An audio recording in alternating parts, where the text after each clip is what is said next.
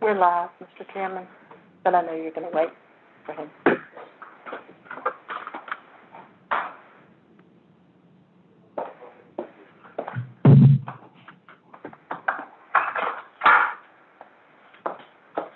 Good afternoon. Hi. Afternoon.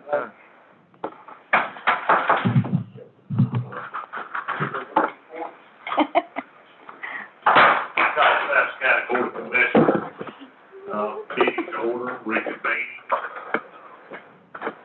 It's time to recognize Vice Chair Lee. Would you join me for prayer, please? Dear Heavenly Father, thank you so much for the abundance of your blessings in our lives, and especially for this day. Please give us wisdom and help us to make the right decisions for one of our greatest resources, our children. These things we ask in your name.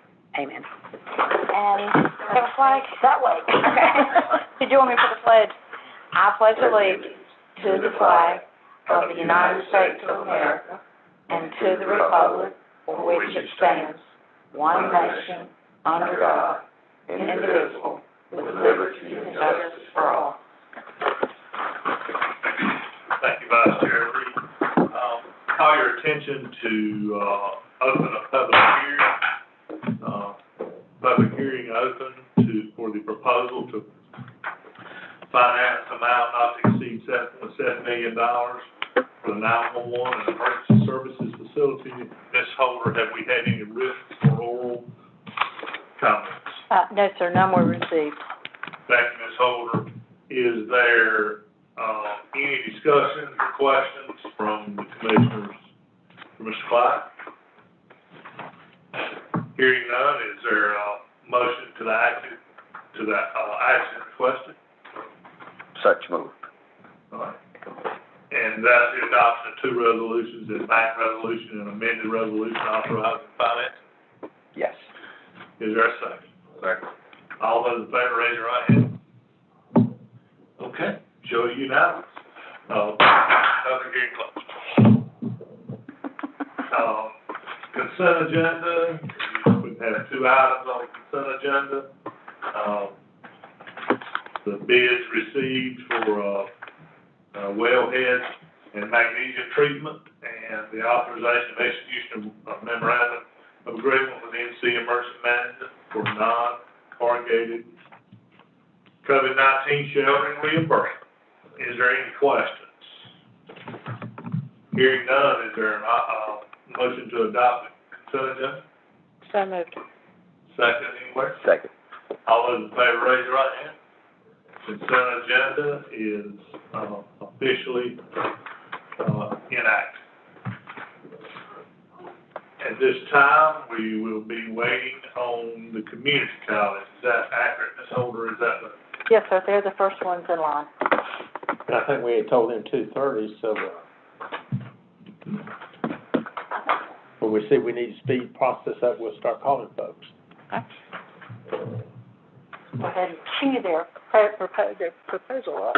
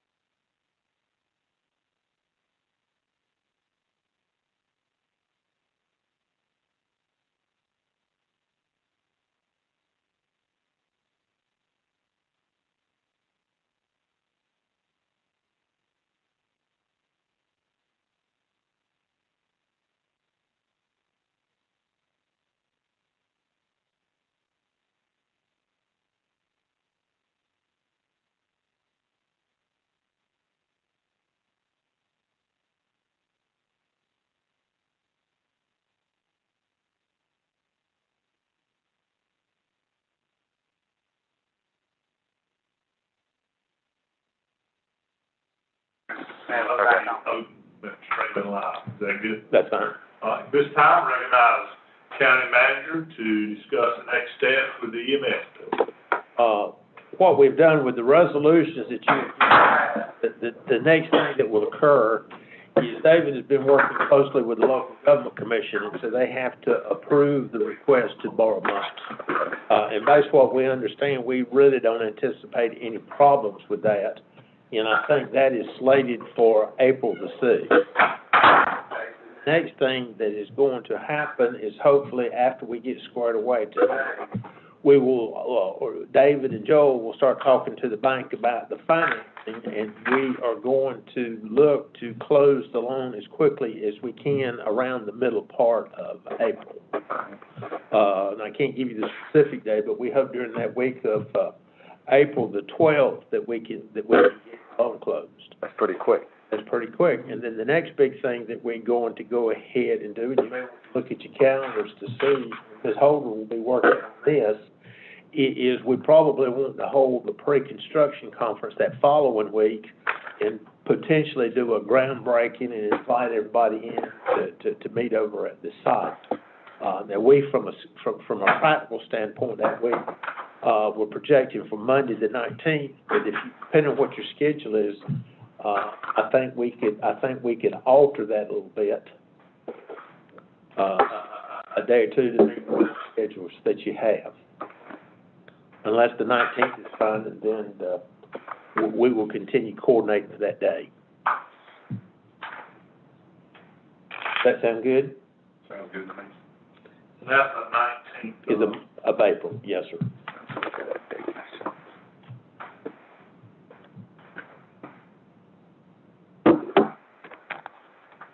I will be out of town that day. You will, okay?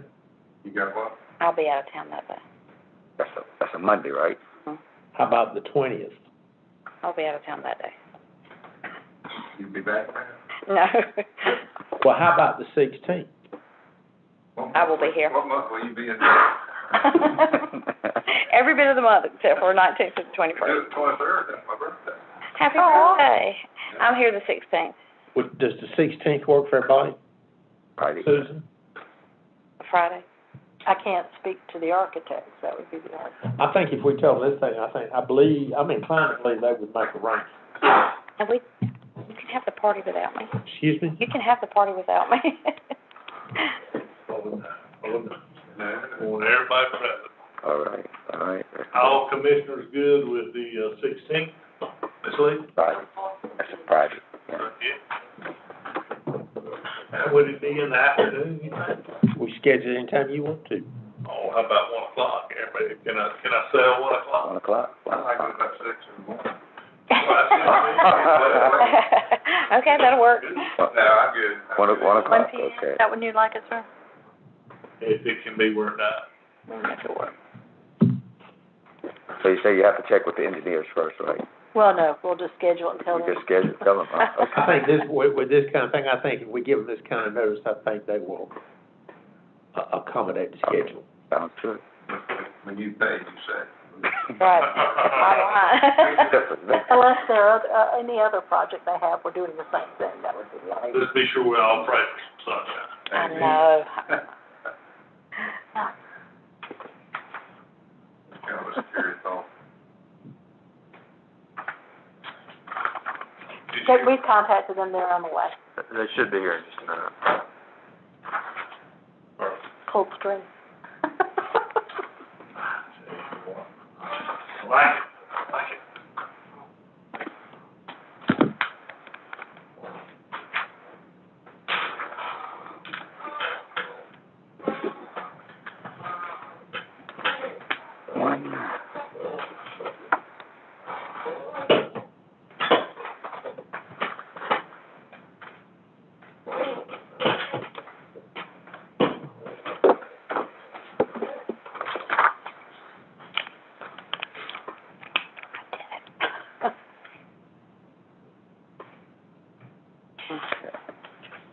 Now that you have that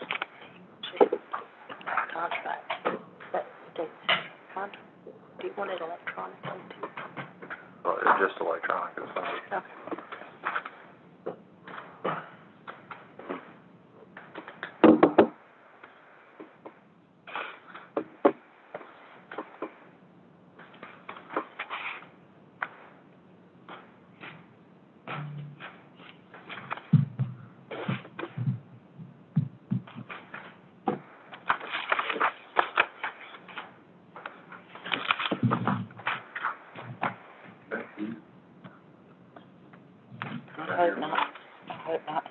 rain. Did you take any courses at community college?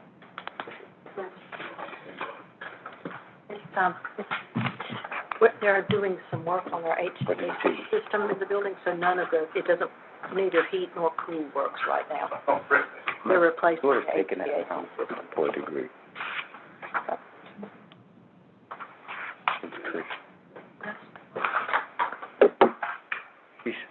She's doing record keeping now. But, she's taking nutrition.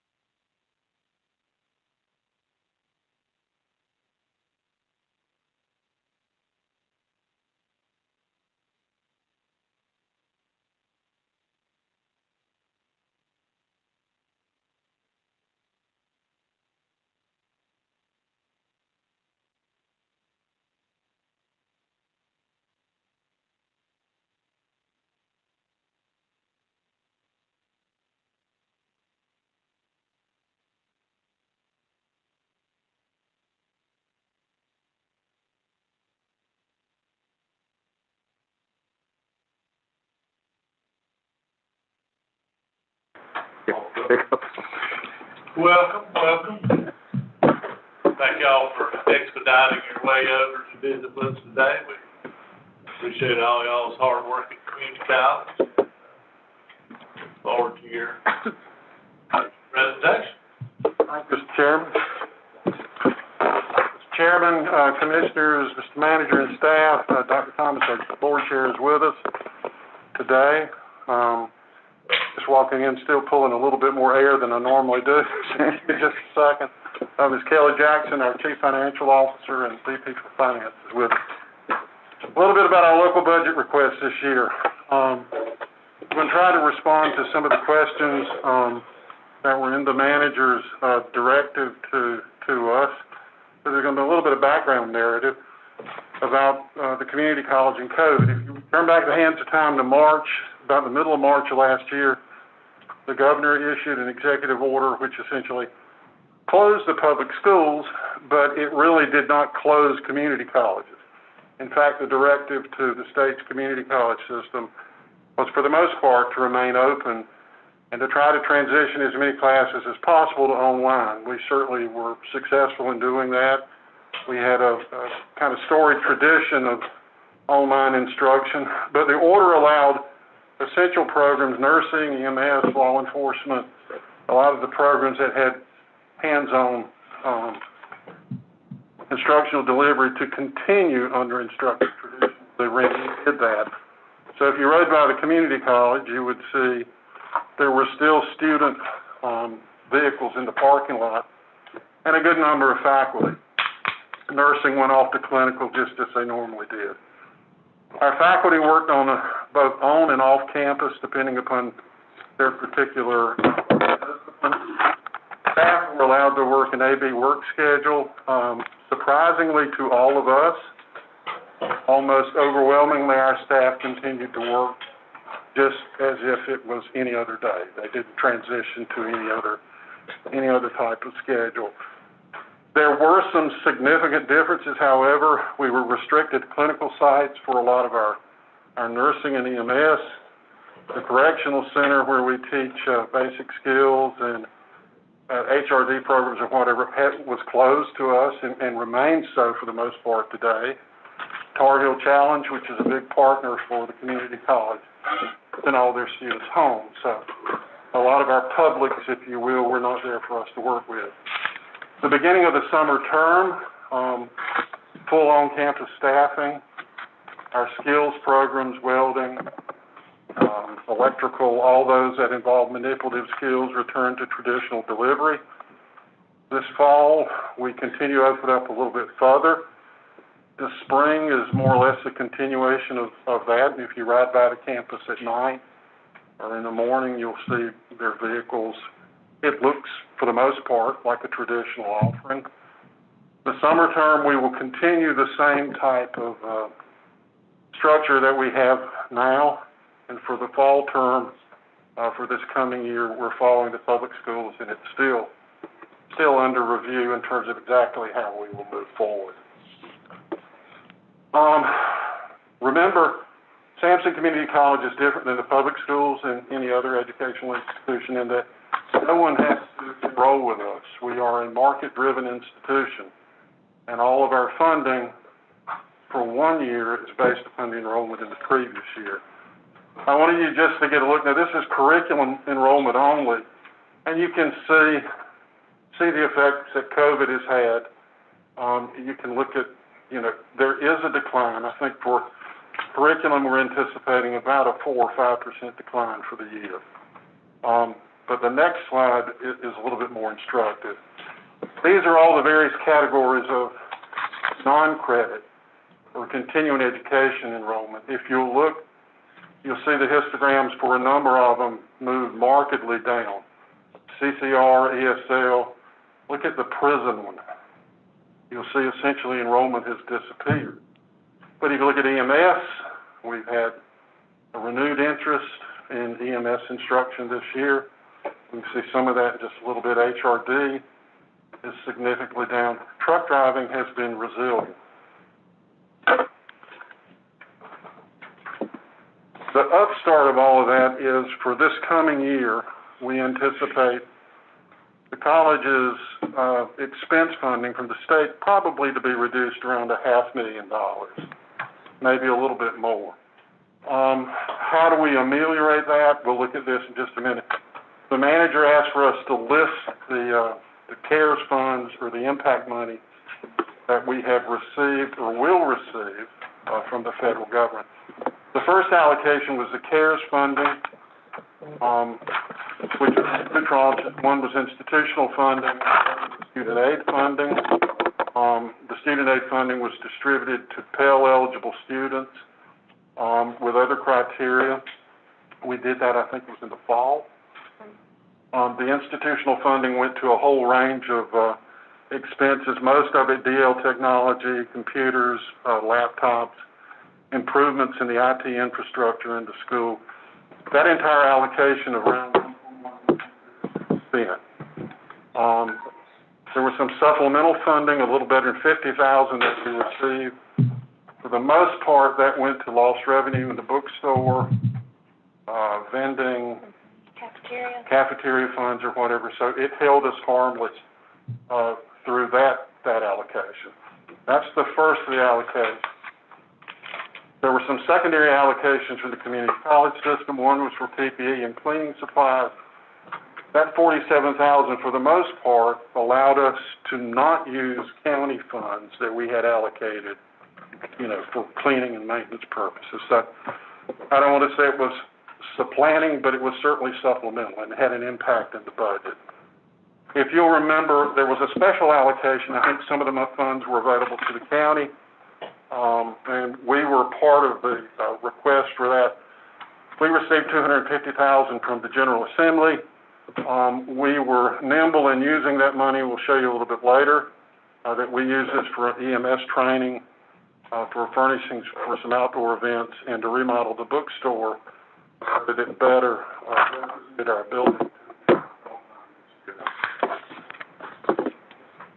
The second allocation, CARES 2, or HERF 2, or whatever description you give it.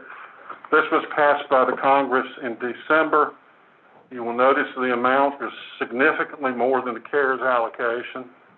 We are still in the process of trying to determine exactly how to spend this money and what the allowed costs are, especially for the institutional funding portion. The student aid funding will be distributed for the summer term and the fall term, and the supplemental funding will probably find its way back into a lot of our local initiatives, just like the CARES money. The Recovery Act, which was just put in place, we haven't seen those numbers yet, but it's 74% higher than the HERF funds.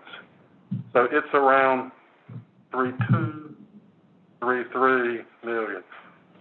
It runs out, I think, in 23, with a possibility perhaps of extension. So these funds give us essentially 2 years of supplemental money on top of whatever the state allocations are that hold harmless institutions for enrollment loss. A huge allocation of money. The expression that we use, though, is because we're not certain of the allowed cost, it's kind of like water everywhere and not a drop to drink, because there's a deluge of money, but the allowed costs are not well positioned for Other us. than, it has to be COVID related, so. Yeah, it has to have a nexus with COVID. It will all be audited by the state auditor's office, and the last thing in the world we would want to have happen is for there to be an audit finding that we had to refund.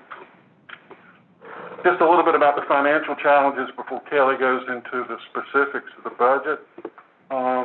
One of the ways that we have been able to sustain ourselves in the county budget in the last several years is when a county paid position becomes vacant, we can simply allow that position to remain vacant.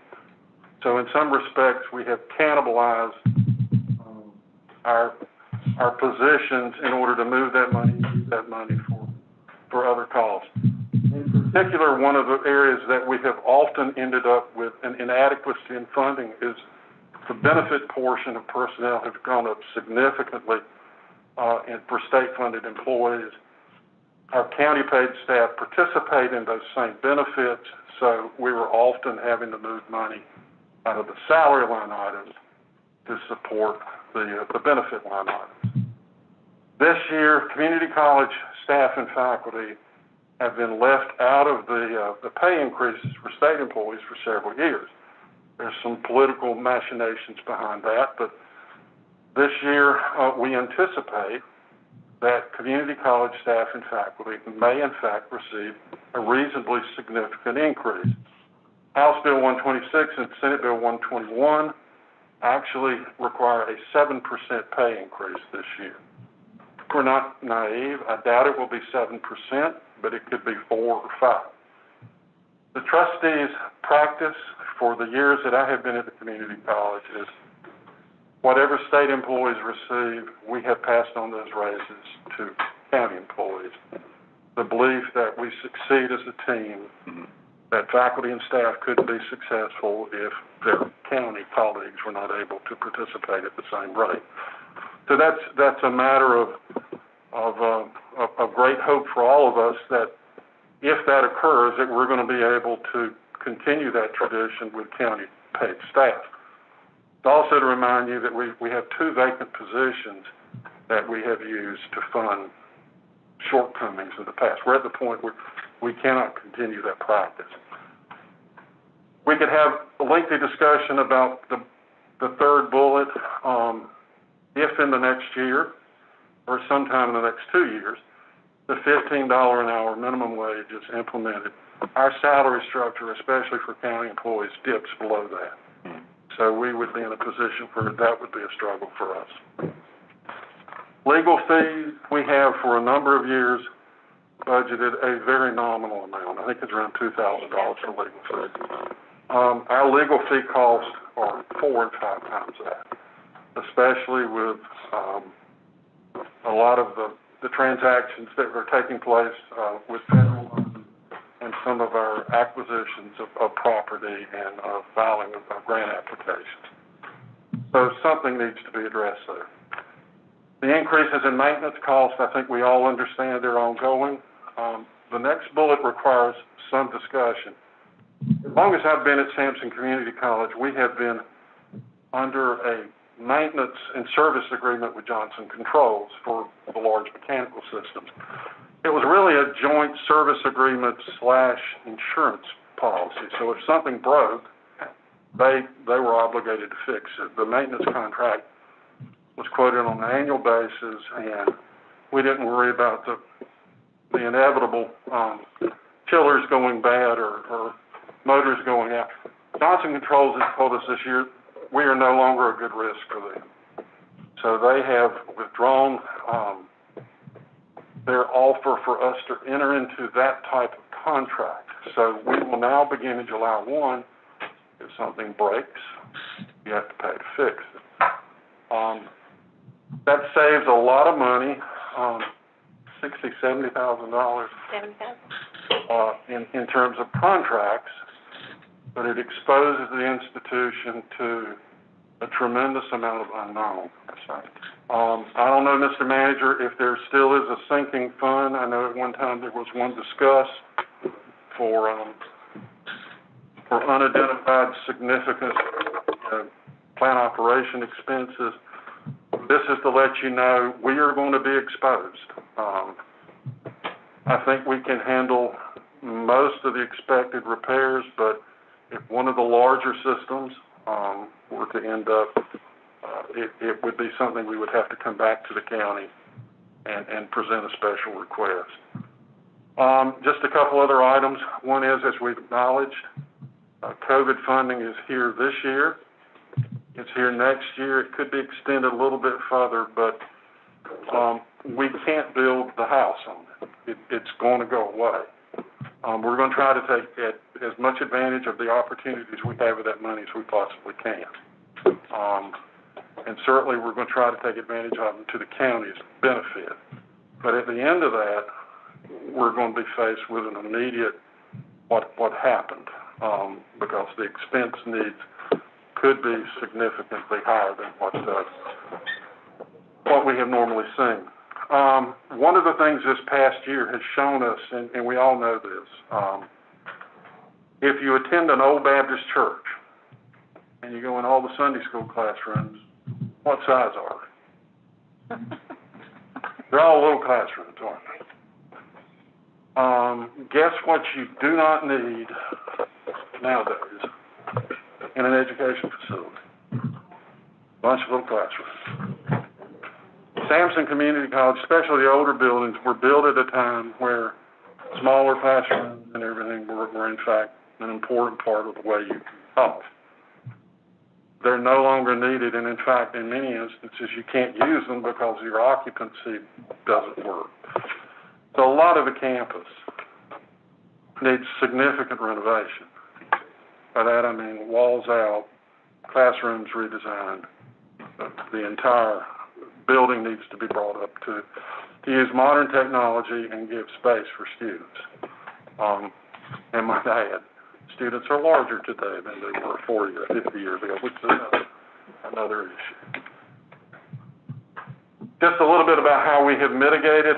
We requested an increase of $248,708 last year. We were very excited after Christmas when we were advised that we had received an increase of $63,000. That meant the world to us, and thank you. How did we mitigate the shortfall? Again, plant operations continued to remain vacant. The housekeeping position from 1819 continued to remain vacant. As we have discussed, we used COVID relief funds everywhere we could to supplement housekeeping and custodial costs. The buildings did not run as many hours in heating and cooling modes as they have in years past. So I think our electricity rates and heating rates for the most part remained about the same. And across the campus, when we could defer a maintenance item, we have deferred a maintenance item. So that is the way we have it. Kelly's going to go over the specific ones. Okay. This is our expenses, and I've just listed the ones that we're asking for increases in. So you'll see the column on the left is what we're asking. The column in the middle is our current budget, and then the right would be the difference. So in salaries, we're asking for a $57,000 increase, which would give us enough money to cover the benefit increases we've had over the past several years, as well as a raise, as well as the 2 positions we have not been able to fill, put them back in place, which is needed because we do have more housekeeping needs now that we're having to continually spray and clean things a lot more frequently than what was done in the past. And then you'll see the Social Security, retirement, and insurance increases for the benefits to correspond with all that. The property liability insurance, when we did this presentation, we did not have the rates yet. Our insurance, he has emailed me and he has stated that the Department of Insurance has not approved the state rates yet. He said to budget anywhere between 5 and 10%. We did this, we did 5%. He said, but it could be as high as 10. So that's only 5, so it could actually be double that. Electricity, we just went ahead and proposed a 5% potential increase because it normally increases around 5 to a little bit more each year, so that's $18,000. Our legal services, like Dr. Charlene stated, we had normally just asked for $2,000, but we're normally spending around $10,000 now with all of our legal fees. Equipment repairs, we're asking for a $10,000 increase as well as the repairs to facilities of $55,000 to address some of the deferred maintenance items that we have had and just put off. Maintenance contracts, they're proposed to be a 5% increase again this year, which is around $6,000. And then replacement equipment. We have a lawnmower that for sure needs replacing. In fact, I have a great director of facilities that saves money. Like, he will not spend money. And we've had a lawnmower that needs a deck replaced, and he has been calling to ask about that, and they told him it's going to cost $7,000 just to replace the deck when you can buy a new one for just a little bit more. So we're asking for $20,000 more to address that, as well as a utility vehicle they need to replace. So we're asking for $203,336 this year. See, our current budget, a little over 1.5, and then with the increase, it would make it a little over 1.7.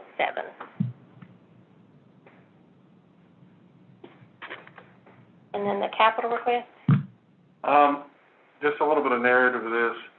If you remember, the commissions have been very good at funding, for the last several years, projects that have allowed us to address an ADA audit that occurred several years ago. One of the last items on the ADA audit that we have not been able to address is the library building, kitchen, I-N, not E-N, does not have an elevator. It relies upon the small elevator in north. They cited it as a deficiency. We would agree that it is. You can install an elevator tower probably in the building for somewhere around $500,000, I think is what our architect has suggested. But to do that, it would seem to me that we would need more than that. The library itself is in need of significant renovation. And what we would ask is that there would be one project in which we were able to address the ADA accommodation as well as provide some type of renovation of the library.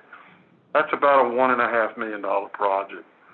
The roadway repair, we do each year contribute around $30,000 to $40,000 out of student parking funds to repair parking lots.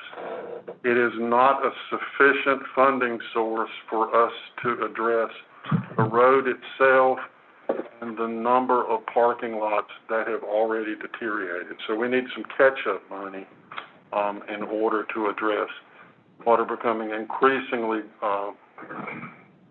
difficult parts of the campus. The north building, the mansard roof, that roof that you see, is original to the building. So it's approximately 50 years old. It is, in some respects, a decorative item, but it also is one in which it is an appreciable part of the look of the campus. I think John priced that. It's a little better than $320,000. It's going to have to be addressed at some point in time. It certainly needs it now. We have vehicle and equipment needs that they're simply out in the weather. We have 2 fire trucks, we have forklifts, we have significant equipment now that is either filling up some of our instructional spaces or as in the case of the fire trucks or whatever, they're simply left out in the weather. We need an appropriate dry storage for them, somewhere on the campus or either in the new facility or access point out in the industrial park. The occupational building, the lower section, as you face the road, has some type of substantial leak issue. It's probably both roof and windows. It's going to require an architect to address it and some type of immediate action, but if we don't, we're going to lose an appreciable portion of the occupational building. Master planning, we haven't master planned the campus in, I think, over a decade. Our accreditation test, and that's coming up in just a couple of years, that we should have a current master plan. That's the approximate cost to re-update our master plan that we now have in place. A service building for truck driving. This would be the industrial park. This is just, for the record, we need a facility that we can both teach in and that we can service trucks ourselves.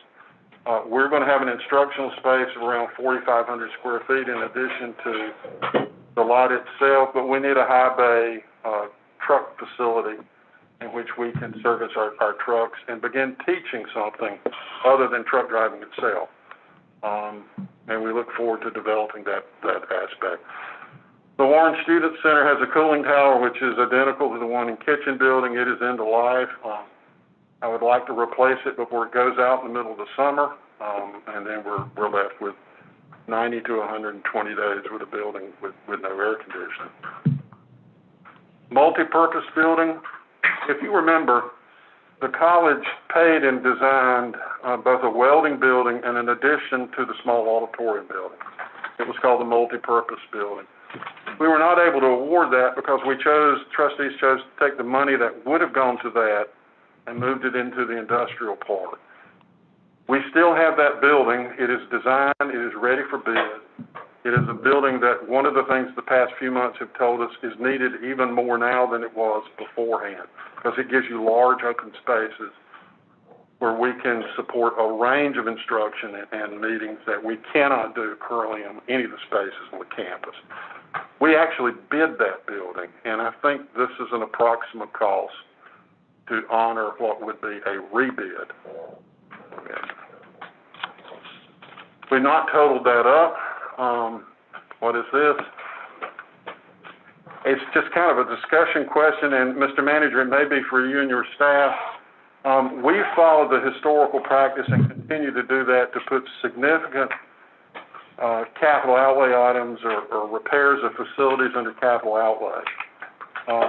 Our auditors will allow us to do those under current expense, items such like repair of a parking lot or whatever. They may not even book that as an asset increase because, for the most part, it's repair.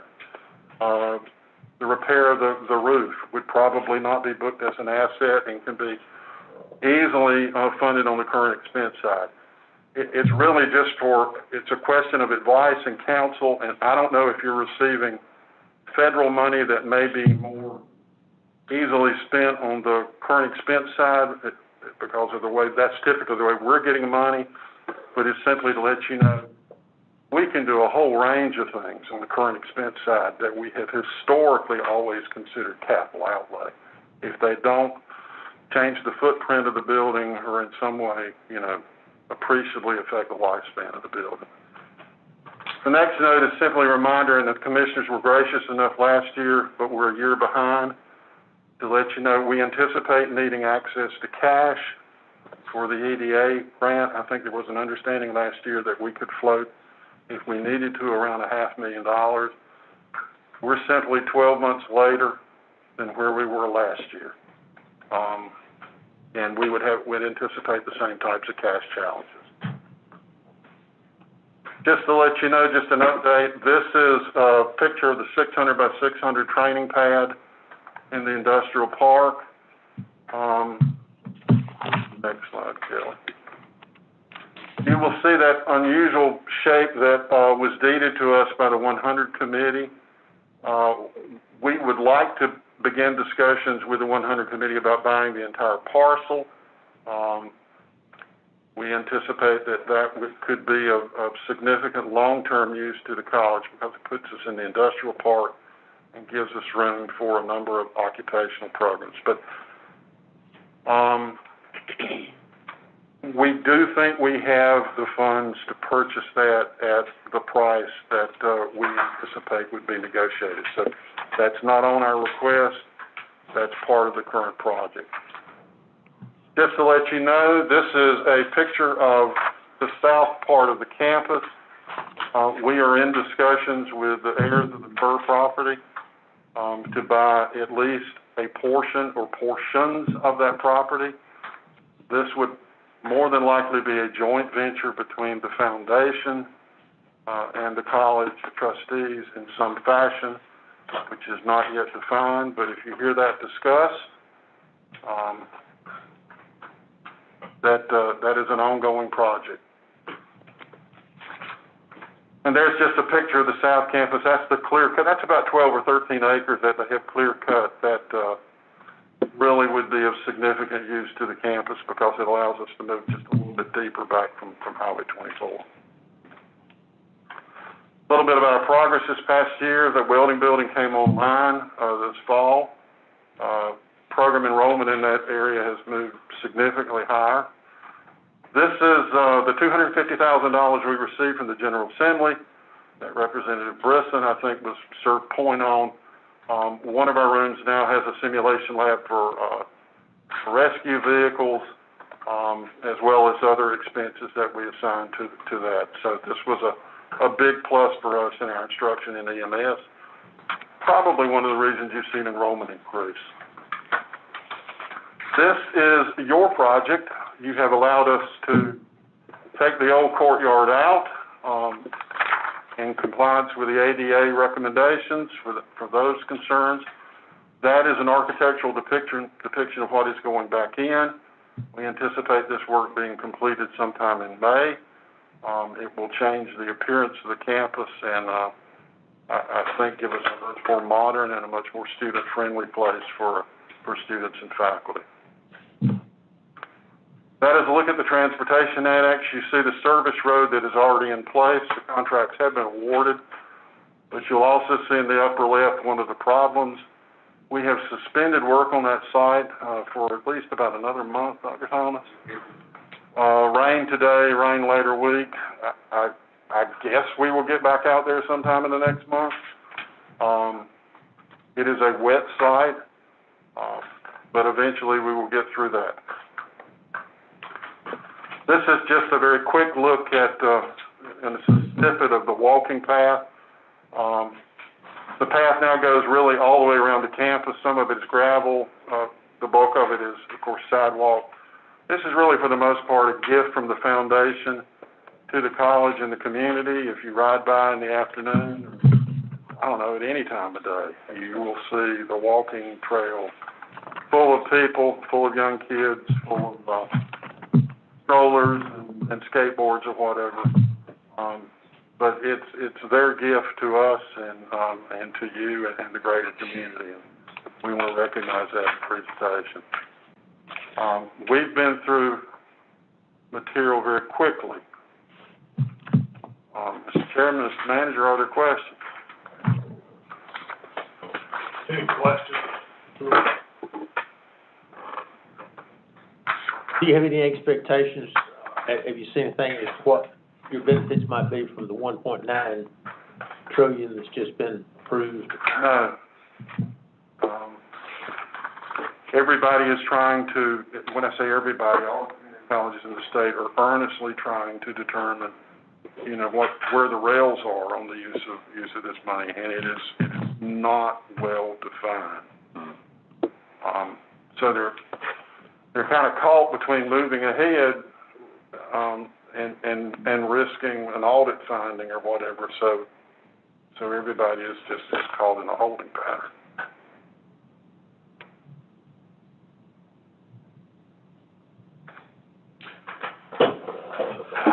I don't have any questions. Appreciative of, again, of all your hard work and all your efforts and bringing this to us. Thank you, Dr. Fire, Mr. County Manager. We're working on the budget as we speak. So, yes, this is a very timely presentation. Mr. Lee, anything? Commissioner Godwin?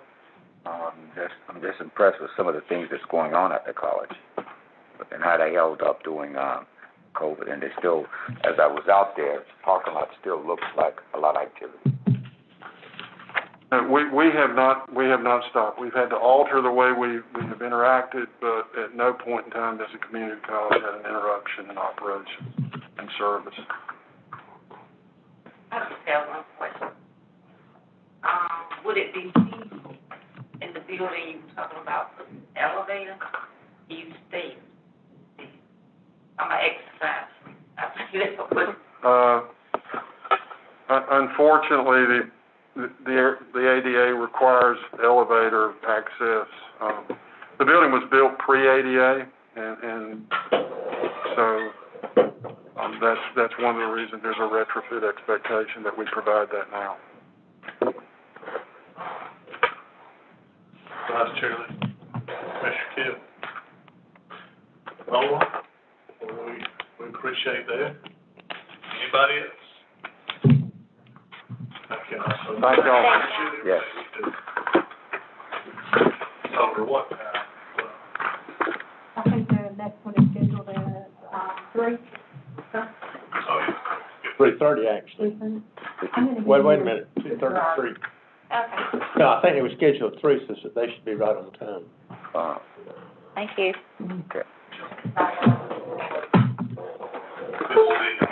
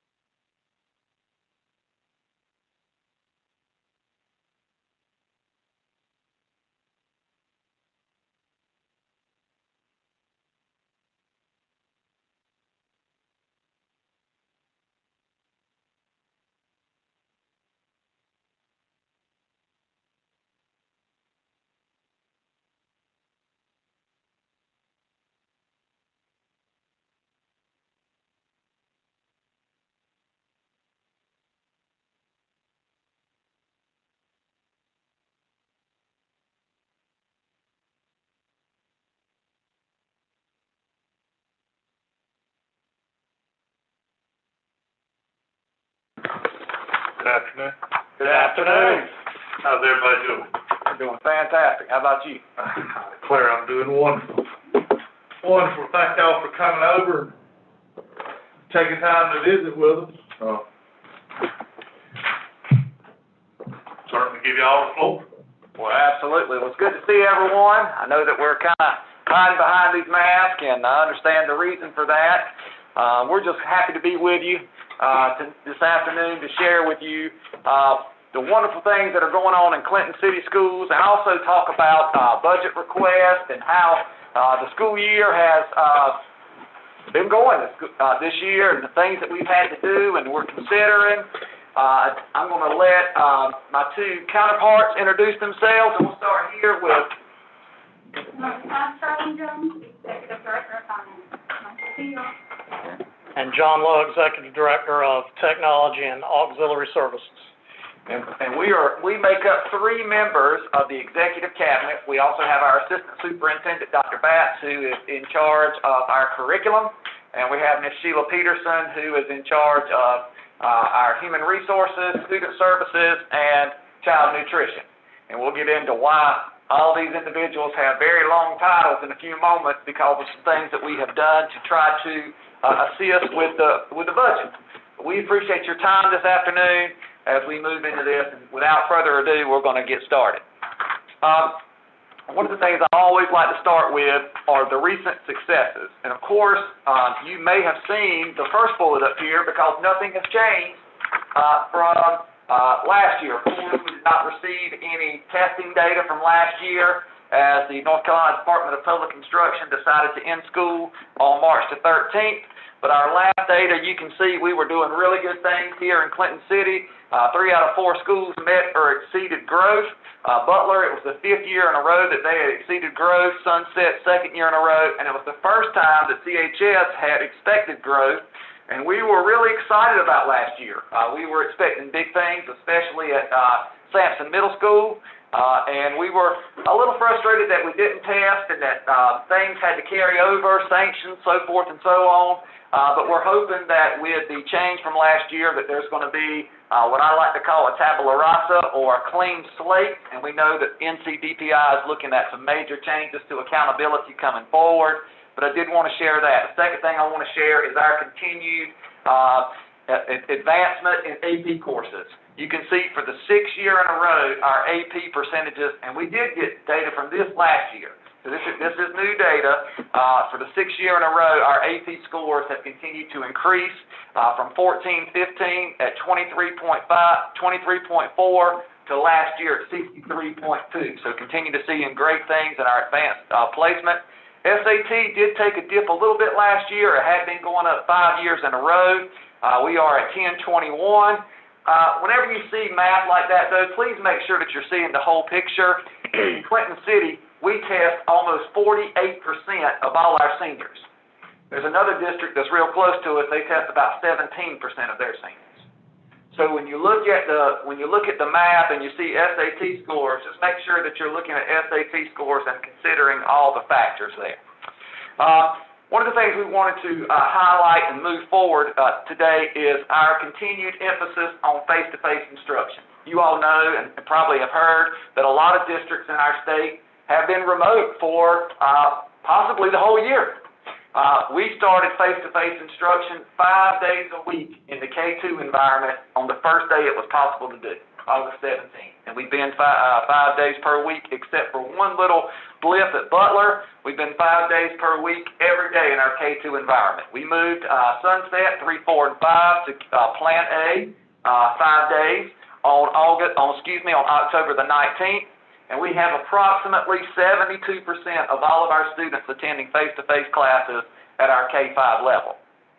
With the passage of Senate Bill 220 just this past week, we are now looking at opportunities to move our 612 students into a 4-day week per environment, and we'll know more about that at our Tuesday board meeting on March 23rd. It does look like that probably will pass.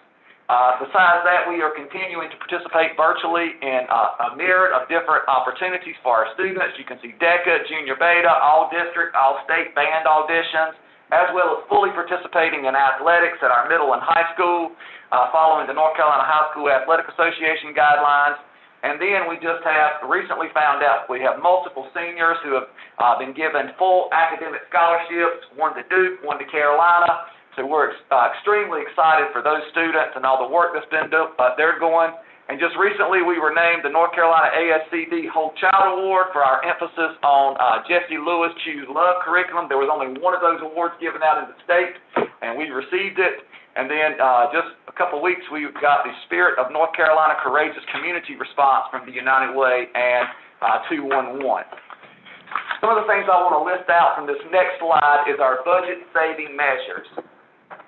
You will see that the year before I got to Clinton City, we had 39.78 local positions, right at 40 positions. We would not have continued to operate our budget with that if we would have continued. We would have gone, not in the red, we would have gone completely broke. When I took over, we were looking at a $1.1 million pull from our fund balance if something wasn't done immediately. So what we tried to do is we tried to start having a very close inspection of all positions that you will see there in proposed. And the reason it's on proposed is because we continue to do that. And we have lowered our local positions in a little, I've not even been there 3 years, so let's say 2.5, I'm going on my third. We have reduced our local positions from 39.78 to 16.5. 6 of them are maintenance, but you cannot come out of any other budget. So we have reduced that 23 positions in 2.5 years, something we are very proud of. One of the things also I wanted to lift out was conversations with local and state leaders. It's very important that we have this relationship here with you all at the county level, but it's also essential that we have conversations with local and state officials as well to make sure that they are understanding of our needs. So back-to-back years, we have met with House members. We've had briefings and luncheons with House members. Not this past Friday, but the Friday before, I had a conversation with my NCSSA executive coach. All superintendents with less than 3 years of experience have an executive coach. That individual is the president of Mount Olive University, used to be the superintendent in Johnson County, and has a lot of political pull and political capital. I shared with him 2 major issues that we were facing in Clinton City, and when he got off the phone with me, he said, I'm immediately calling Philip, and I knew who he was talking about. He was talking about Phil Berger. So we're continuing to have those conversations that we need to have. And then another thing that we moved to this year was to take away our administrative cell phones and move that to a stipend, which is going to save us over $10,000. Doesn't sound like a lot of money, but it just shows you that we're doing all that we can to save money. One of the things that we are looking at right now is an energy performance contract. Mr. Lowe would be able to answer any questions that you may have about that, which would change our LED lighting and address some HVAC issues that we're having. And then continued investigation of grant availability. If you'll turn to the next slide, next handout, you will see all the grants that we've been able to acquire in my time as superintendent and working with my executive council. You think you have to remember that when I took over, we had multiple vacancies in the executive cabinet. We had multiple principals that were working as interims. So we've had to do a lot of work, and this is the reward that you see on this paper of all the partnerships and grants. Things such as our North Carolina Career Coach, which was a partnership with the community college and Sampson County Schools. We now have a career coach at Clinton City.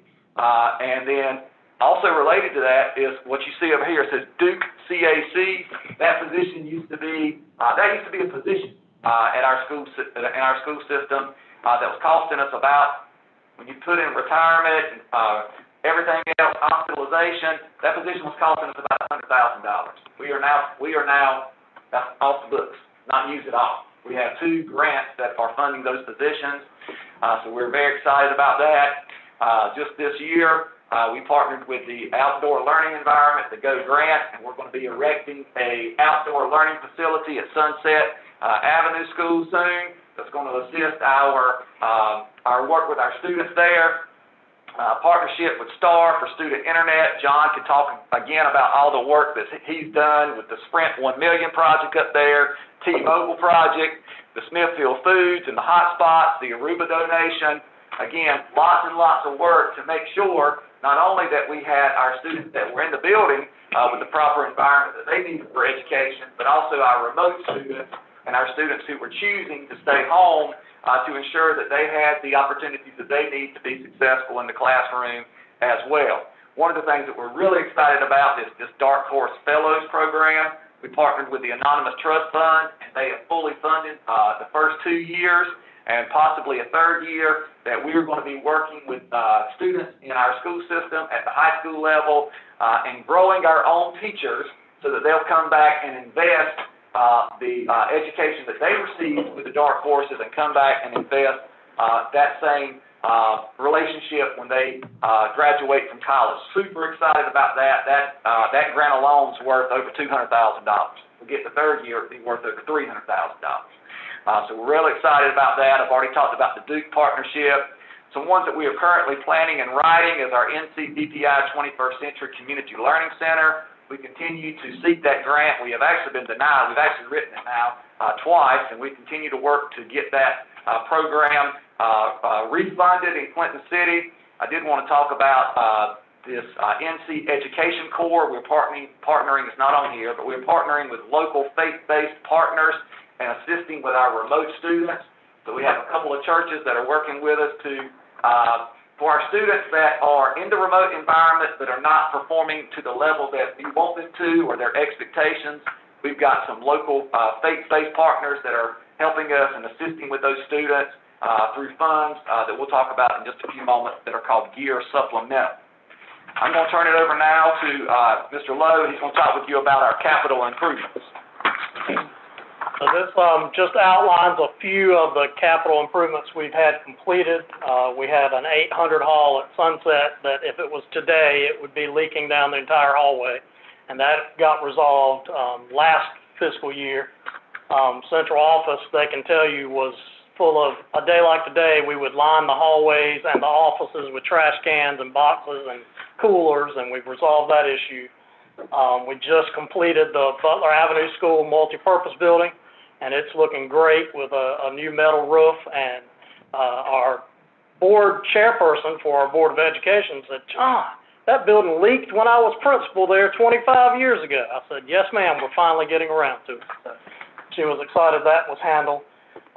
We had delayed the football field house repairs from 3 years ago just because we wanted to address some classroom spaces first, but upon inspection this spring, we went up and there were spots I could put 2 fingers through in that roof membrane, so it's got to be addressed, so it's underway. Even with all of that, we still have about $4.7 million remaining in roof issues. And if we keep Band-Aiding it, Dr. Starling saw me coming in, he said, "Show and tell is unfair." But this is where we Band-Aided some Sampson Middle, where it actually poured on our board members one night. If it was raining like it did today, it came through 4 ceiling tiles like a Niagara Falls because the roof drains were going bad. We don't like to cut a roof unless we have to, but this is what we found around that roof drain. You know anything about roofing, if we keep delaying this, I'm going to have to open that building to the sky because all of this roof decking is rusting. And I'm looking at another $80,000 Band-Aid for the gym side that leaks around all of that gym. Like today, we got trash cans lining the hall. And if you know anything about a roof, you let it keep pouring in the building, you're going to create structural issues underneath it. So just keep that in mind. We need your partnership to come up with a plan about something we can do, either a longer-term capital plan, because here's my challenge. We receive a gracious amount of funding from you guys for capital outlay, but it would take me 3 years of that funding and not spend a bit on anything else to repair one side of Sampson Middle School roof. And I don't know how to do anything but Band-Aid it unless we can find a different plan to address some of those issues, if that makes sense. We really need some assistance with that. We thought the state was going to come up with a bond referendum and it kind of fell flat, and then the pandemic hit, and then there were talks recently of it coming back around, but then that sort of went very quiet as well. So I don't know what the state might do with a bond referendum for repairs and renovations to school buildings, but we shall see. This just illuminates that roof audit we had done by Wolf Trail Engineering, who we selected through the Brooks Mini Act process to select a engineering firm on that, and they completed that in September 2019. And we've shared it before, so I won't dwell on all those, but just know we've got about 40% of our roofs that they deem a grade F, which illuminates the need to stop putting Band-Aids on it and find a plan to start addressing that before we get in deeper waters with all of those issues.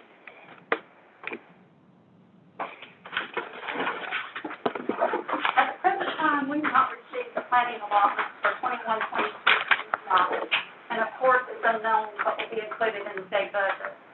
But the possible increases in salaries for not certified and non-certified staff, along with the fact that we do not always receive enough state funding to cover all these possible increases, also adhering to the K-3 class size requirements, all of this will have an impact on our local budget. While we do not have the percentage increase for the retirement rate or hospitalization, we have been advised to expect about a 1.5% increase in the retirement percentage, which would make the rate approximately 23%. The advice for hospitalization was to use an average increase of the last 5 years, which would make the new rate around $6,500 per employee. Along with those increases, we need to plan on increases for technology, maintenance repairs on our aging facilities and utility costs. We have learned this year that even though we have COVID funds, we cannot guarantee we will be approved to use those funds for all expenses we deem as COVID-related. We have to prepare to include what we believe will be the increases in our Clinton City Schools are discussing an increase in per pupil funding once this request is approved by our board. We will forward our estimated budget and request to Mr. Collins before March 31st. We were also asked to share with you information on COVID-related allocations received by Clinton City. The amount included in CRF Coronavirus Relief Fund, SO1, Gear and Care. The total is $1,119,257. Gear funds for student health support services, we received $105,664. We are using these funds for an LPN for our school that's been sharing a nurse with another. Also, an additional social worker student support. Gear funds for supplemental instructional support, specifically to use through NCED Corps. We received $42,672. These funds are running through NCED Corps and will provide tutoring support services for students. CARES Act funding for digital instructional support in the amount of $21,329. These funds will help continue a digital learning system we expanded this year to help with learning.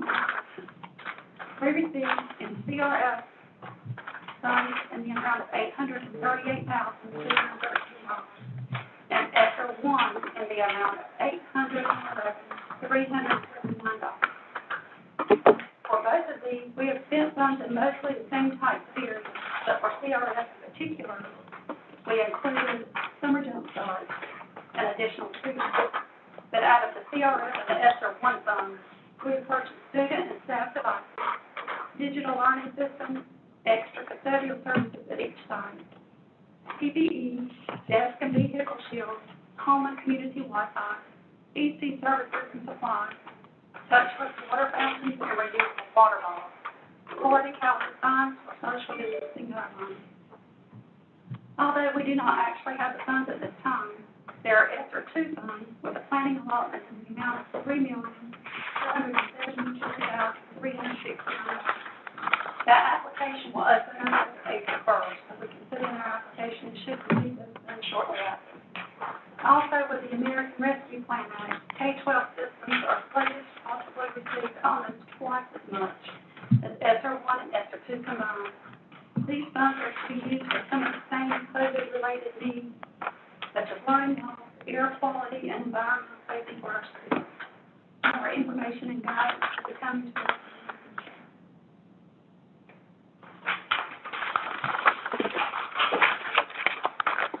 That's our presentation, and we are here for questioning. We did want to be as transparent as possible, so those last two slides that you have before the question slide is our CARES, CRF, ESSER, GEAR funds, how much has been expended, how much we have left. It's not as easy to spend those funds as you might think. There is a lot of political red tape, a lot of federal things that you have to be careful. You can see some of the things that we have spent it on. I think we've done a fantastic job actually with our CRF funds. You can see that we had about $838,000 and we've already spent $762,000. So again, we've got student devices in there that were ordered on July 9th, John? That's right. July 9th that we still haven't received.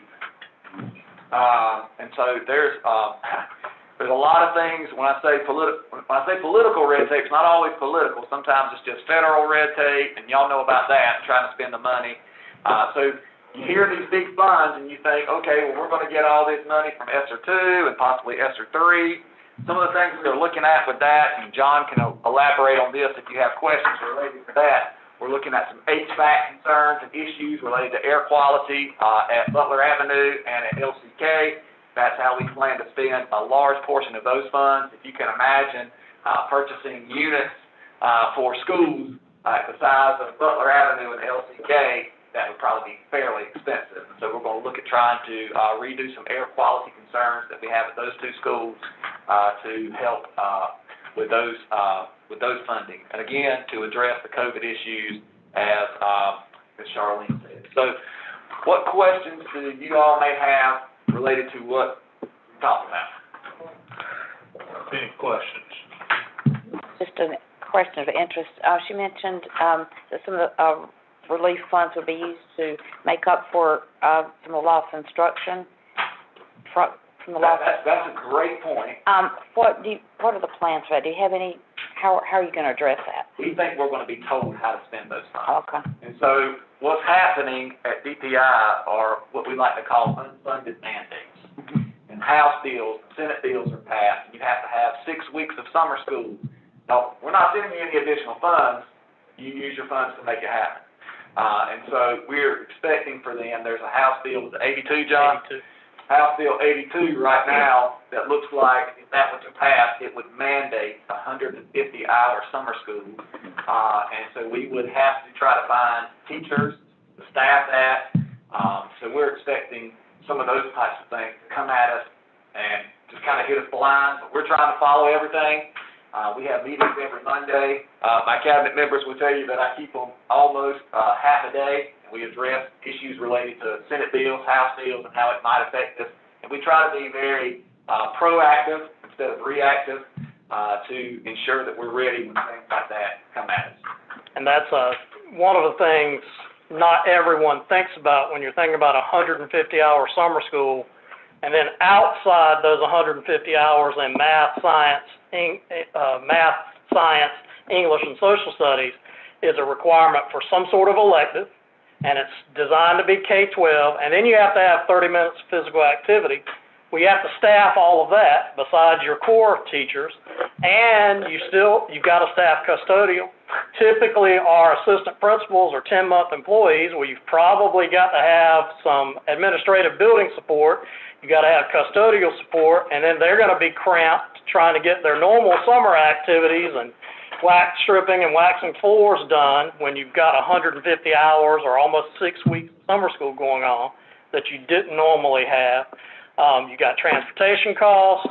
Because we're continuing into the summer, well, the PPE cost has to go in, and I think we've been very efficient with those funds because I had no inkling 27 years ago when I joined this district as the middle school band director that I would ever be going out and procuring 250-gallon totes of disinfectant, because that's the most cost-effective way for us to store it and get it to our schools in white buckets and buy the refills for the buckets.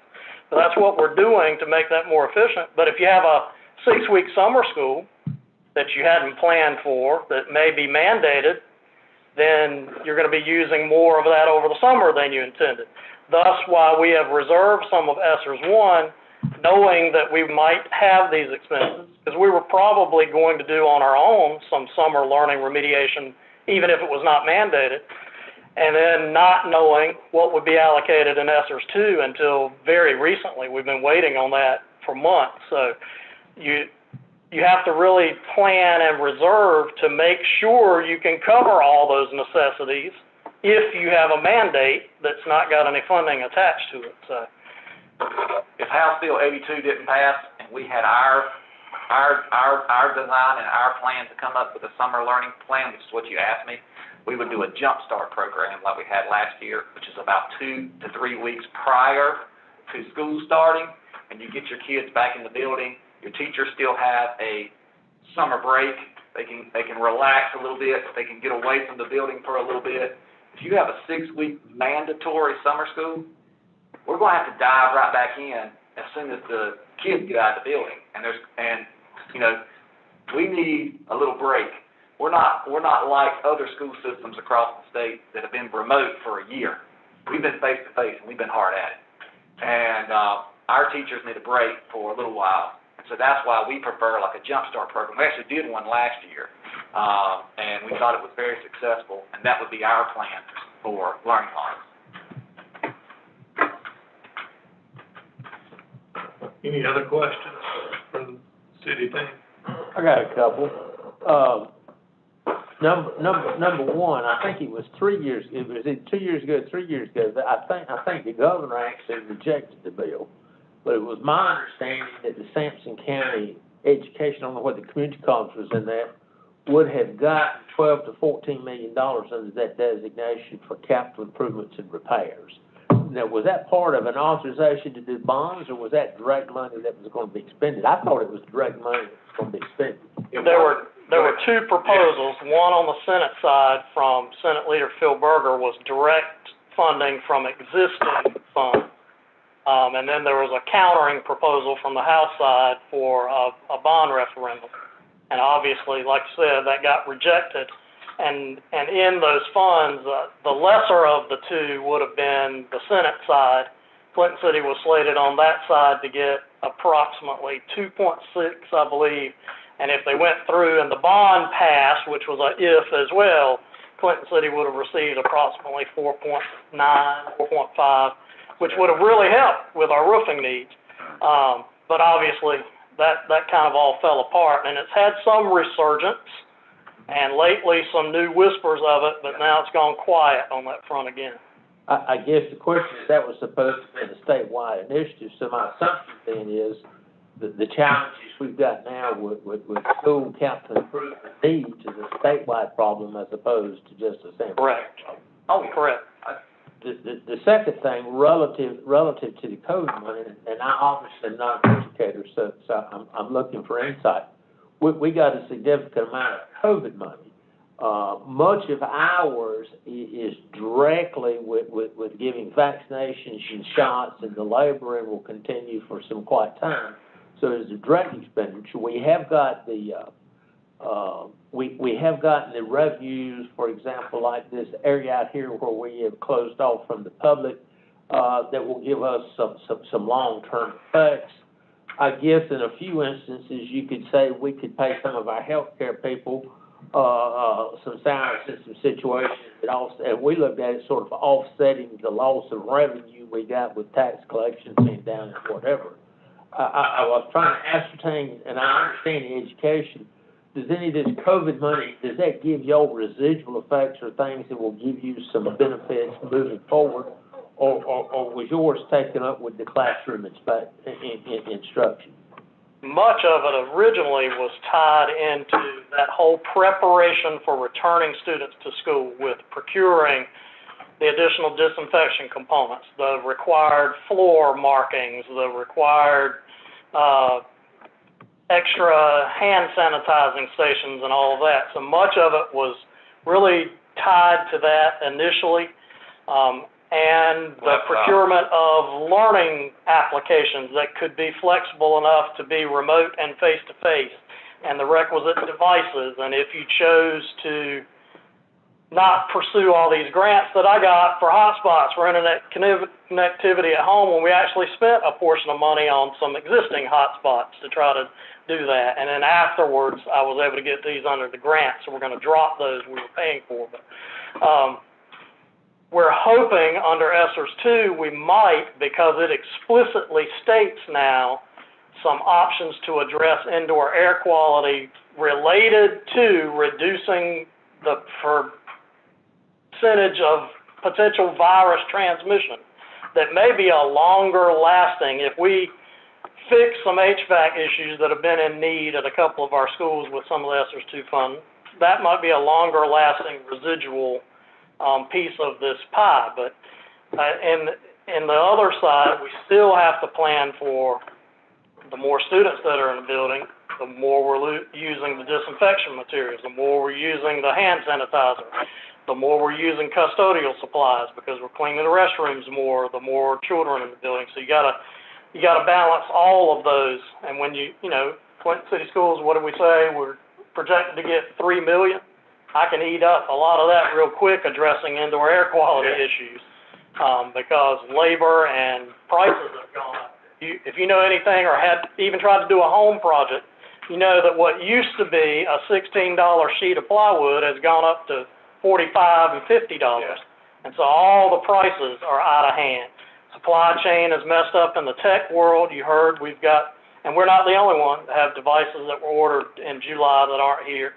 And it's even affecting, unexpectedly, the automotive industry because cars have microchips in them now, and you can't get cars that you ought to have got. So a lot of factors impinging on that. But to answer your question, Mr. Cause, we hope that ESSER 2 will help us get some things that are a little longer lasting and will help resolve some issues long term. But again, there are specific federal procurement and justification requirements around that restrict you into certain areas.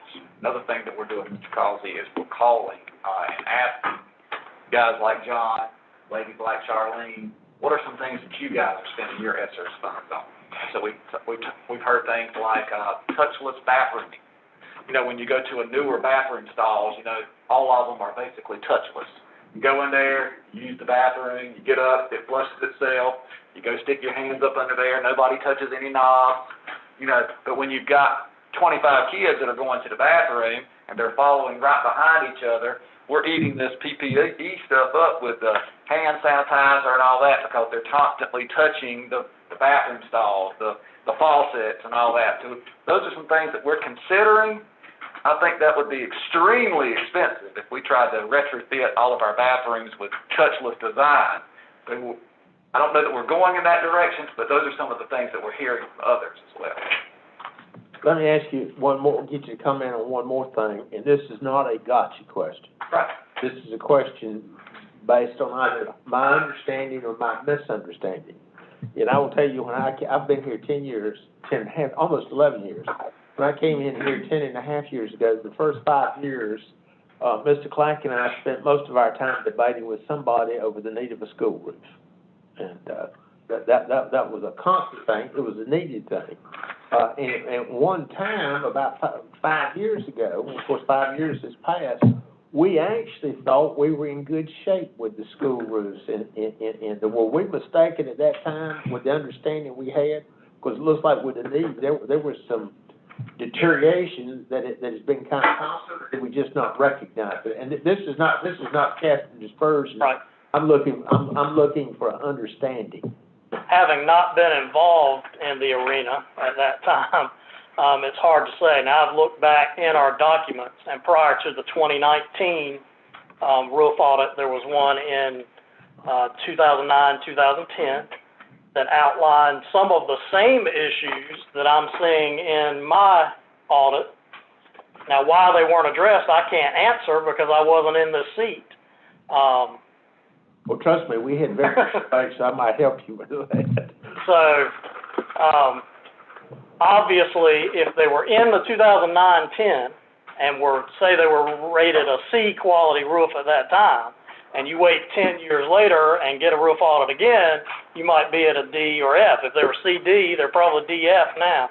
And I can't answer why it may not have been addressed and where those funds were spent otherwise, but we're trying to address, like I said, we put off a need 3 years ago for an ancillary facility like a field house so we could address some classroom space, and I think that should be the priority. Yes. But at some point, you can't let it start raining in that building either, because again, you're going to get damage inside, and then people will start claiming the big M word, which we don't want to hear, mold inside a building, and that's exacerbated when you let the roof leak. So we're trying to prioritize and meet the needs, and like you've seen, with the capital outlay we've been provided through your auspices, we've been able to address some smaller roof issues, and we're trying to be very efficient with those funds, but I can't address a $900,000 roof with $300,000. So I end up having to pick and choose projects based on what we can fit within the budget, and then maybe Band-Aid some other projects, like I'm looking at around the gym walls at Sampson Middle. They're telling me addressing those joints where you got a tall gym wall adjoining the flat roof beside it, addressing just those joints, they're telling me they're estimating will be about an $80,000 Band-Aid. And that's going to be in my request for next capital outlay. I don't know how many $80,000 Band-Aids I can continue to afford. We do, and that's what I was going to ask, and John's done a great job. We do Band-Aids all the time. I mean, it's just constant Band-Aids. And so when you do Band-Aids, there's going to have to be a time when you do the entire project, and that's when it's extremely costly. Like Sampson Middle, we're expecting that to be what, John, $2 million? Well, if we do, one side, the gym side, to replace that roof because of the changes in prices for materials and labor, they're estimating one side would be $900,000 to replace that roof. And like I showed, if we let this get worse, I don't want to see that estimate when it has to come open to the sky. And the hassle that would be to open up a whole building and try to keep the insides protected during a roofing project. So I have concerns for that. And if we don't get some assistance somewhere, hopefully, I was really hopeful. We were hopeful 3 years ago that the state would come up with some money, because we know schools are in dire shape across the nation. And obviously, I think that somebody has finally come to the realization and put it on the table that schools have issues across the nation with indoor air quality. And you hear about that in New York schools and Chicago schools where there's mold on the walls. You hear those stories. So I know that it's a challenge across the nation, and so that's why they explicitly outline that in some of these ESSER 2 funds. And we're planning to leverage that to try to help with some of those issues. But I can fix the HVAC all day. If it's still raining in the building, that's not going to help my humidity. I'll leave you with this. We've been hearing about Leandro money for how many years? Have we seen a dime of it? The answer to that question is no. So I understand where the questions are coming from, but we continue to hear about Leandro. We don't have any of that money. If they would fully fund Leandro, we wouldn't be having this conversation with you all. But, I mean, that's where we need to put our emphasis on the Leandro funding. If we can get that, then I think we'll be okay. If they've been talking about that, I think, I started in this business 23 years ago, so we'll see. Like I said, I just want a partnership, figure out a plan so how we can stop putting expensive Band-Aids on and start addressing some root issues and make some 20-year repairs as opposed to 4- and 5-year Band-Aid repairs. You've answered my questions. All right, anything else? I wonder if do you have any solutions? I've been working on it. I cannot find a grant that will replace a roof, and I guarantee you, I have searched. I just don't find them. It's not flashy, I'll put it that way, to replace a roof. I don't know that I could do a March to a Million campaign and get people excited about a roof like we did about some other projects in Clinton City Schools as well. But I guarantee we're working on what we can do, but I'm not finding grant funding, and I'm not seeing a fundraising campaign that's gonna make a roof look exciting. That's our board member's solution. They want us to go knock on doors. They want us to ask money. They want us to go and ask business and ask our families to fund roofs. As John said, that's not flashy. I mean, I need $900,000 to put a roof on one side of Sampson Middle School. You ask the community for that type of money, I mean, that's the solution that we've been given. But you're giving us the same solution. We've got to go ask. I understand. Well, my solution is that we get the Leandro funds. Well, maybe we need to talk to the legislature and see if they can move on something instead of set up a. Yeah, that's where we can use your partnership and your voice. Absolutely. I'm all for it. As I said, we have those conversations every day. We've met with our House member two times recently. We share the same information. When we have the opportunity to meet with House members and any that will entertain us, we share this information, same information you're seeing and hearing, so they know. So, the State Association of County Commissioners is also lobbying the legislature to do the same thing. So it's been presented to them, but it takes people working together, not just the legislature, but it takes all the government bodies. Right. As we saw with this most recent passage, Senate Bill 220, I've never seen a bill go that quickly. It's passed the Senate and the House unanimously in one day, was ratified and put on the governor's desk that afternoon. If we could work together like that on some other issues, we'd be there. Fair enough. Anything else? Thank y'all. Thank you. Thank you, guys. Appreciate it. All right. Be safe.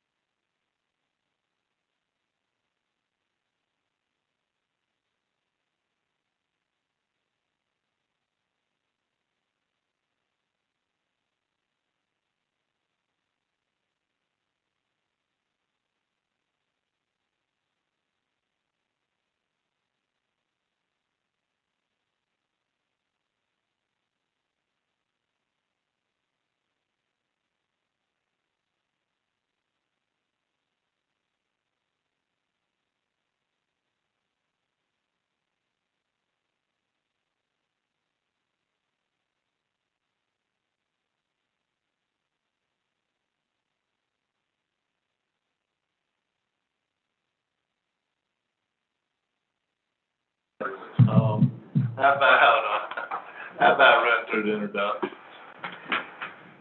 Yeah, Bill, it's not good. You know everybody, Mark. Yeah, that's right. It's our new superintendent. Of course, these are.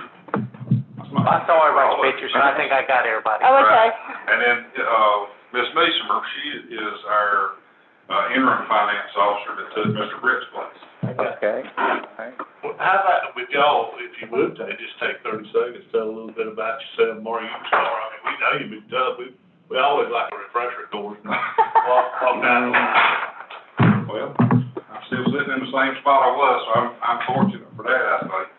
They hadn't run me off yet. All right. We're excited about getting the kids back in school and trying to move forward. Are y'all there today? No, they're not all there yet, but we're working towards that, so, yeah, we're excited about that coming year, that's for sure. Doug Gooden? And, I am Dr. Gooden, Dave Gooden, and, I am new to Sampson County. I've been here since January 29th. We are renting a place down in, across from the food line, and, we're building out on 421. And I'm originally from, I was raised, or at least I graduated from high school over in Cumberland County, and I've been in Pennsylvania for 33 years. I think I retired out of Pennsylvania for 29 years in public ed, and 14 of those were as a superintendent. So I did really well not to have more gray hair than I do. So, but we are very happy to be back in this area, and I've said this to many people. It feels like coming home, coming back to this area. So I'm very pleased to be back and looking forward to serving the community, whether I'm continue as superintendent or even when I retire from this, to continue to be active in the community. And so we look forward to being here for a long time. Cindy? Cindy Meesemer. I have been with Sampson County Schools for 17 years, and 4 of those over at the central office, serving as assistant finance officer. And when Mr. Britt was out on his leave deployment, I served for a year as interim. And then since he left at the end of June, I have served as interim.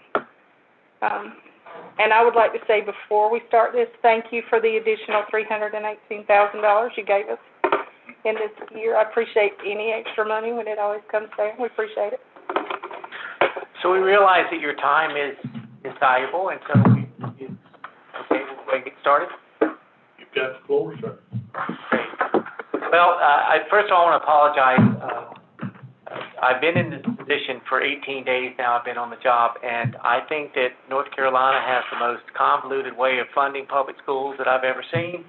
I've never seen so many buckets of money and strings tied to it and funding sources. So I have made a close friend. I'm now reading the policy manual on a regular basis, trying to get my head wrapped around how we fund schools here in North Carolina. So I would argue that's probably my biggest deficit. Today the presentation will probably be a little different than what you've seen in the past. Ms. Misner and Mark here will carry the bulk of this, and I appreciate them for doing that, and because I want to make sure that by the next time I come in next year that I'm in a much better position to have my head wrapped around how exactly schools are funded. And it is different than we have in Pennsylvania. I've said before that Pennsylvania schools, the local school board is the independent taxing agency, and there's 500 of us in Pennsylvania, and we control basically our own fate. When the state does give us money, it comes straight to us as a block grant that pretty much has no strings tied to it. We just put it into our general fund, and then the rest of our school operations are based off local property taxes. So that's what I know. So this is quite different. And I am serious. I am reading the allotment policy manual on a regular basis, trying to get up to speed. So I do plan on having my 2 colleagues here to carry a bulk of this presentation for you today. One of the things that the commissioners did want us to do is to give you a little bit of update on the school operations. As we know, COVID has changed the way we are doing education, not just in Sampson County and North Carolina, but across the nation. And I don't know if there's ever going to be a normal ever again. The paradigm has changed, and we've had to really recreate public education. I don't think that is going to slow down, and I don't think that we're ever going to go back to what we would consider normal. I think there's going to be lots of changes coming forth, but for us in Sampson County, we did Monday start our K-5 students back in 4 days a week.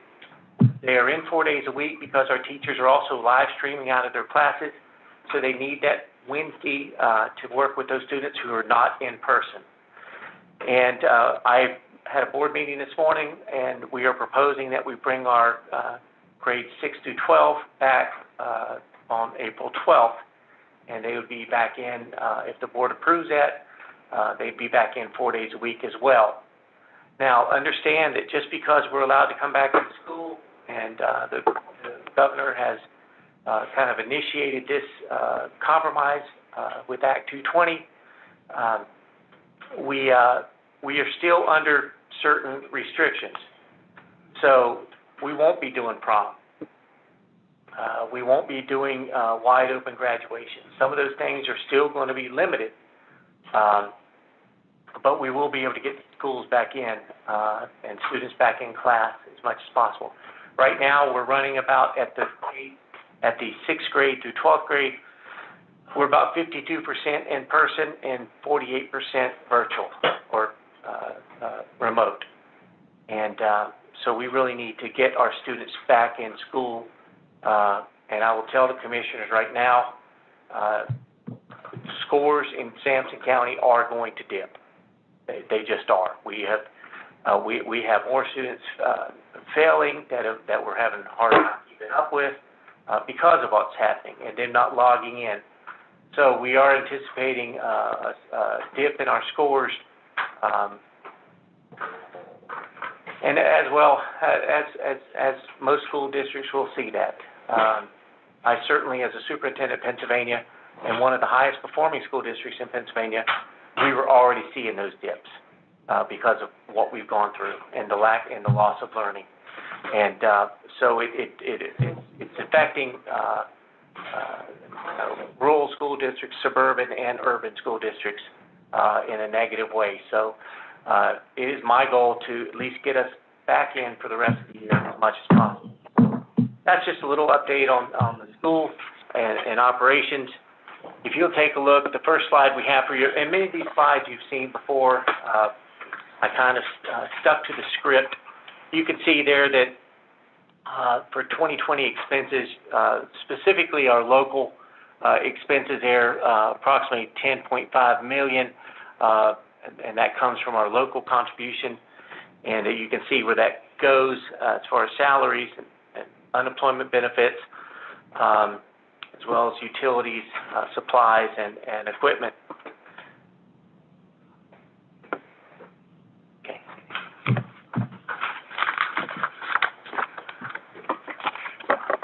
I have learned that there is a wide spread of funding that occurs across the counties in North Carolina. There's a low of $474 per student in Swain County. And quite frankly, I can't remember, I'm not sure where Swain County is,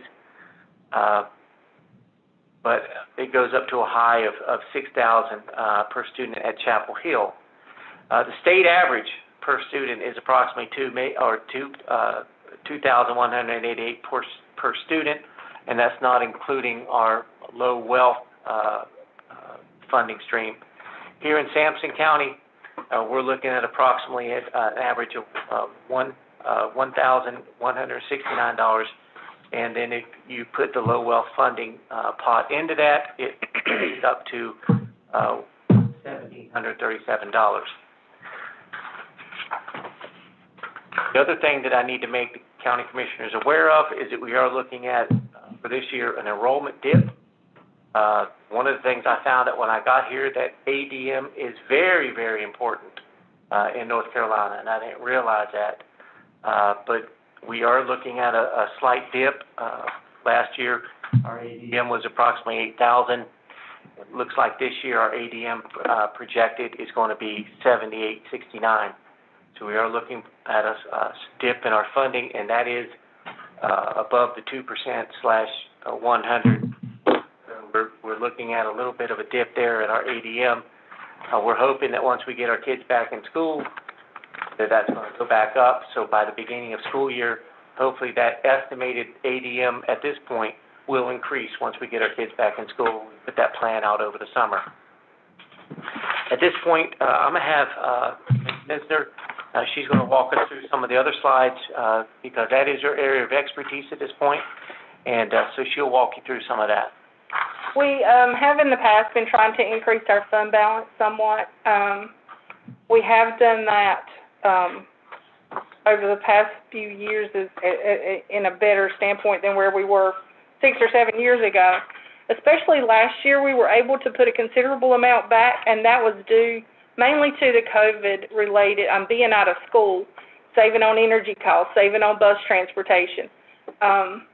We were able to maximize those funds that we were given from federal and state through the CARES Act and through COVID relief funds as well. We had never been given the chance to move transportation money before. That has been a really tight-held PRC or bucket of money, so to speak. But last year was the first that I'm aware that they have waived regulations on that, and they were able to let us use that in other areas of state funding.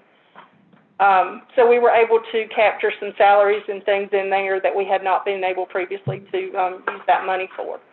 Usually with that state pot of money, it's a use it or lose it situation.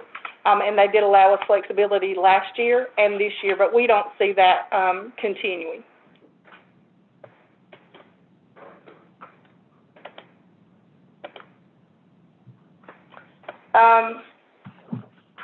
We have in a pretty good shape for our financial health. We're in a great place considering public school systems have fared where businesses have not. We were able to keep our employees. We were able to keep people paid with the flexibilities of these monies. Over the years, our per student cost has gone up. You could look back just 5 years ago when we were at about $989, and with the help of you guys, we're at $1,169 for this past year. And that ranking it doesn't vary a whole lot because other counties are changing as well. You have to really make great strides to move away or to gain, say, 10 points. And there are a lot of districts that, just because size-wise, are able to fund their local quite a bit more with a higher tax rate. Here again, I did mention how much we appreciated that increase that you gave us back January. The funding has increased somewhat since those last 5 years. $1 million in county funding. That is, we're definitely dependent upon county, where he was used to just raising taxes. We're at the pleasure of you guys for funding our expenses that are odd, where we can't use state money or federal money to pay for our utilities, for upgrades and that sort of thing. So we're definitely appreciative of what you do for us. Employees. Over the years, our ADM has declined somewhat, and we've diminished our employee size over the years, but that's mostly been through attrition. It's not been for letting staff go, and we hope to continue that same measure.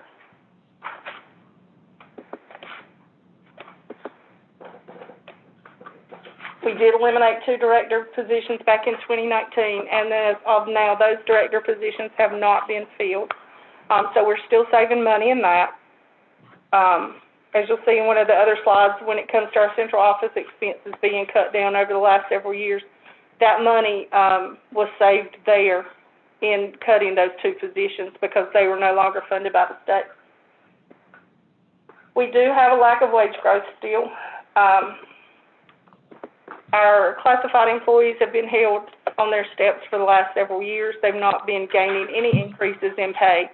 we're having a hard time keeping some of our classified people, especially more of our admin, our bookkeepers, our treasurers. The state is good about trying to keep teachers in line, trying to move them up to be comparable with other neighboring states, but they're not doing the same with our classified employees, and we depend on those greatly too. Our custodians, our maintenance, bus drivers, TAs, they don't typically increase their salary schedules, and so we have a hard time retaining people. Over the last few years, when I first started 17 years ago, it was unheard of for a bookkeeper to give up their position with the county. You either had to pass away or retire. Those jobs just did not come open often. And now we're up to replacing anywhere from 3 to 5 positions a year with turnover. And that's hard because you're losing a lot of knowledge. And with all these PRCs and the types of money and how we have to spend and how things are tied with the different rules, we really need to keep those people. We're losing a lot of information with them, and it's hard for a new person to really grasp that. It takes a good 3 years for somebody to really understand our financing. Just wanted to kind of give you an overview of our CARES funding.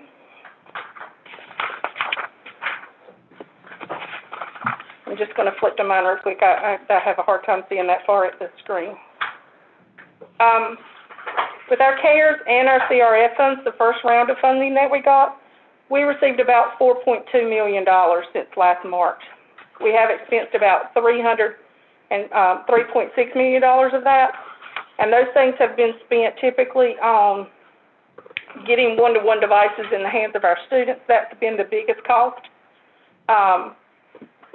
Equipping our schools with thermometer systems and scan systems for taking temperature, PPE equipment, cleaning equipment, shields, document cameras, Khajiits for students that don't have home internet.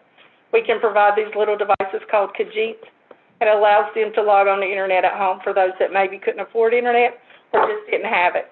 We also had places that were set up in the county with the help of STAR that they could go to centralized locations to use internet as well.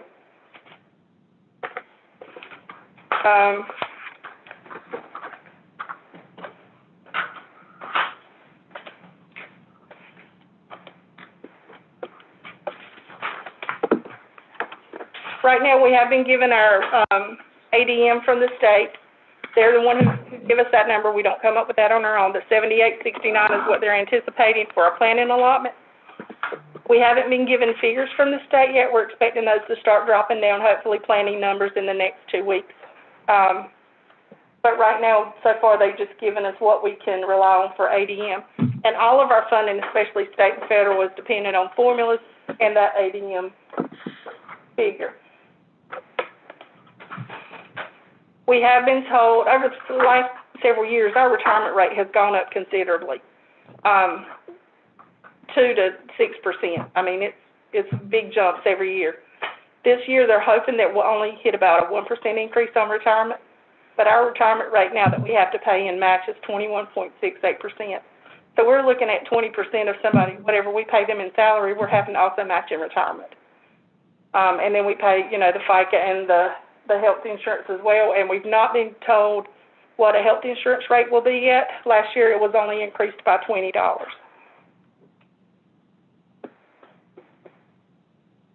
It is quite cumbersome, our budget, and it's very hard to determine when the state hasn't given you numbers to really work with yet, and you're kind of playing guessing games. But as much as a 4% pay increase, we have to use $400 of our county funds, and that will go up as rates go up. Our low wealth kind of maintains at a level. That's the second largest pot of money that we get. The first pot of money that would be funding for teachers. And then this low wealth is supplemental because of the size of our county and the wealth of our county. There's a formula that figures that. But even as we are given increases for retirement, for salaries, for health insurance, they don't increase that allotment of money. So that kind of ties us a little bit. So we usually have to pick up the difference in local.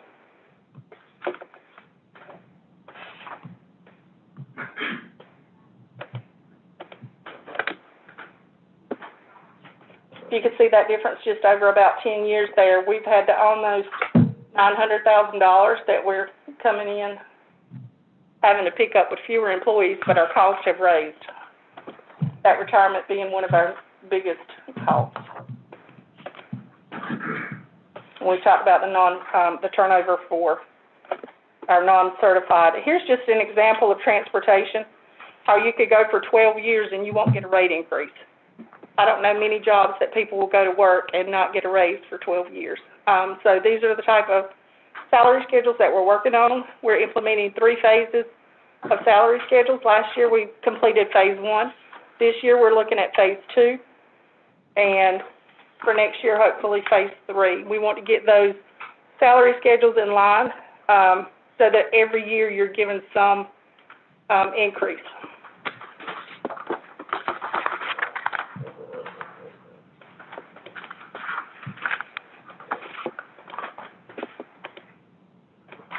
This here again is just where I was telling you where we had saved on those 2 central office positions, where you look at dropping $250,000,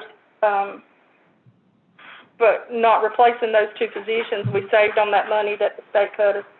Same way with TA funding. They've been cutting TA pay or TA positions over the last several years. So that funding has significantly declined. TA turnover is on a upward trajectory, it seems, as well, but not as bad as what the office admin, bookkeeper, data managers have been.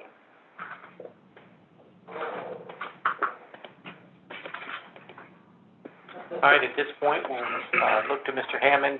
He will take us through the capital budget proposal with you. So, Mark, you can take over there.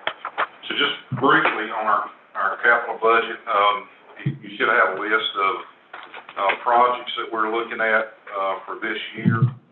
Just some of the highlights of it. We've got vehicle replacement. You know, we have been working over the last few years about getting our maintenance fleet and our county office fleet replaced. And what I've been trying to do is just add a couple each year. We have got we've got 11 chillers throughout the county on our schools. Several years ago, before my time, they got to a pretty big mess with the chiller that went down, and there was no money allotted to replace it. Chillers are a very expensive endeavor to change out. So what we started doing is setting aside money each year to try to build our fund up. Last year, we did, in fact, have to replace the chiller, and it took a pretty good sized chunk out. So we're trying to replenish those monies as well. I'm not going to go through all of these. You can just take a glance over it. Our total estimated expenses for these projects, let's see, it's going to be roughly $1.8 million. I know traditionally that's a little bit higher than what we're given each year on capital expenses. I've got a couple other projects that we've got that are going to be coming up probably in the next year or so. That's some of our roofs on our schools. I've got 2 in particular that it seems like we're fixing to leak every time it rains. And those buildings are old, the roofs are old, and it's going to get to a point coming up where we are going to have to, in fact, move forward with doing it. I know a couple of years ago, you guys give us a good chunk of money to replace the roof over at Union Intermediate School. Due to engineering and COVID and everything else that we've been experiencing the last year or so, we are just getting close to getting that school finished. I didn't really feel it was not appropriate, but I didn't feel like it's the right thing to do at this point in time to even try to jump in to another roof until we get that one completely finished. But it is something, that will be coming up. And I do my best to be as conservative as I can with roofs because it's just a large expense. Our buildings are, with the size of them, it's hard to get anything done less than $500 million. And even some of the other ones that we've got are estimated upwards of $1 million on just for roof replacement. So I do my best to patch them and get as much life out of them can, but it is something that'll be coming down the pipe in the next year or so. Are there any questions about any of the projects that we've got on here, or any?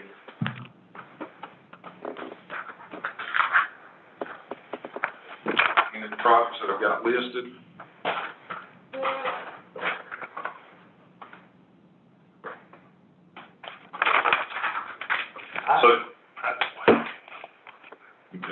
So yeah, we definitely appreciate every dime that you give us for our capital projects. Like I said, that allows me